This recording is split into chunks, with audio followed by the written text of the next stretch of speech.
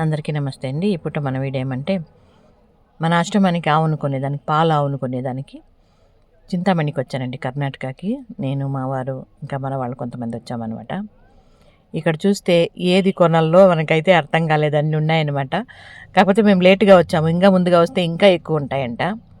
ఇంకా మన వాళ్ళు కొంతమంది ఏమంటే ఆవులు అంటే మామూలుగా నాటి ఆవులే కొనుక్కోవాలమ్మా, ఇవంతా వద్దు అంటారు. కాకపోతే నాటి ఆవులే కొనాలని చెప్పాలంటే అంతమందికి పాలు కూడా సరిపోదు కదండి. కాబట్టి ఈ ఆవులు కూడా కొనుక్కొని మంచిగా మనం మేత పెట్టి పాలు పిండుకుంటే మంచి పాలే మనకి దొరుకుతుందనమాట.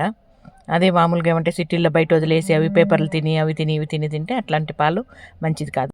కాకపోతే మనం మన ఆశ్రమంలో మంచిగా అంటే పచ్చి కసువు, ఎండు కసువు, దానా, కుడితి ఇవంతా పెట్టి మంచిగా చూసుకుంటాం కాబట్టి మంచి పాలే దొరుకుతుంది మనకి మన ఆశ్రమం అసలుకి. కానీ ఇక్కడ రేట్లు చూస్తుంటే మాత్రం ఒక్కొక్కటి 1,00,000కి పైనే, అంటే 1,20,000, 1,60,000 అన్నట్లుగా చెప్తున్నారు. చూద్దాం మన ఆశ్రమానికి ఏ ఆవు రావాలని ఉందో.